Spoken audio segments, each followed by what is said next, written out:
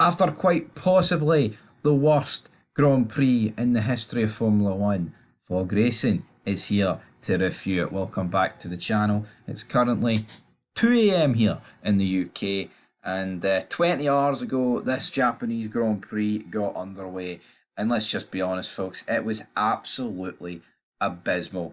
I've been watching F1 for the best part of 20 years, over 20 years, early 2000s kind of guy right here, alright? Watched it pretty much straight out the womb.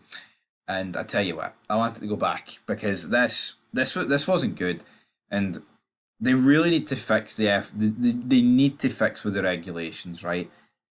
Doesn't matter how much slower the cars get, and it doesn't matter how ugly they get. We need better racing, right? This was absolutely tragic. Nothing, and I mean nothing, happened. The top six finished in the exact order it started in. Now, you know what? We'll get to it. I think that was down to the actual teams involved, right? Hamilton overtook Hadjar. Brilliant, isn't it? That's fantastic, isn't it? Right? Um, Albon finished ninth. He finished there. I mean, honestly, let's just like put this into perspective here, right? Max, the top six, right? Boom, all finished the same. Hamilton started eighth, finished seventh. Hadjar started seventh, finished eighth. Albon started ninth, finished ninth. Berman started 10th, finished 10th, right? Then as we scroll down, Alonso moved up one position. Yuki Tsunoda moved up two. Gasly dropped two positions. Sainz dropped 14. You know, see the fact that Jack Doohan has actually moved up four spots, I think he needs a lot of credit for that because it was almost unheard of the day to do that. Hulkenberg 16th, Lawson 17th, Ocon 18th, Portoletto 19th, Stroll 20th. You know, we can bury Liam Lawson as most people have done, and it's correct. But, you know, Yuki Tsunoda's finished 12th in the Red Bull, right? And look where the Red Bull is first. You know, this is easily at the first three races the most competitive the Red Bull's been because it actually won the race. And yeah, I mean, what is this so? There's actually not one thing for me to talk about in this race review. You know, like yeah, Lando Norris exited the pits and went onto the grass. Ridiculous, by the way. Absolutely crazy. He drove on himself. You know, Max didn't even move the steering wheel. Like, Norris could have kept a wee bit on the grass and a wee bit on the track, and he could have maybe been level with Max heading into the turn one.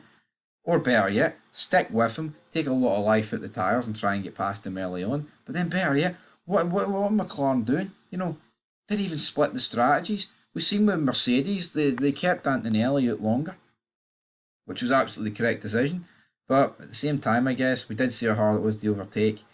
You know what, folks, that's where we're leaving it. I'm not spending too much more time talking about this F1 race. Thankfully, we're in a triple header now. We next week can redeem it in Bahrain, and then the next week after that can redeem it because this race was absolutely bogging. We'll look at the standings here. So yeah, after three races, Lando Norris sits top by a point from Max Verstappen. That's why Max Verstappen will become world champion at the end of this season because McLaren bottled it. I think they did bottle. There's honestly, my co-host disagrees, but in my opinion, there's no way Max Verstappen should be walking away from this weekend to be a pole position and a win. McLaren were embarrassing, man. Honestly, they really were. Yeah, Piastri. So George Russell, 17 points behind, but you know what? Consistently still staying there. And I think even at this early stage, there's only four guys that can win it. Now here, if Ferrari whip a bunch of upgrades on their car and become the fastest car, then yeah, they can fight back from the position they're in. But I mean, Lewis Hamilton's 47 points behind. That's almost unsurmountable. And this move to Ferrari's looking like a big fat flop. Ferrari just, they look dead. Alonso's moved off the bottom of the table. Bortoletto's not really warranting his 20th spot, while Yuki Tsunoda, will he score any points in that Red Bull? Who knows? But that's where we're leaving it, man. Brutal race. Boring. Shite. Jobby.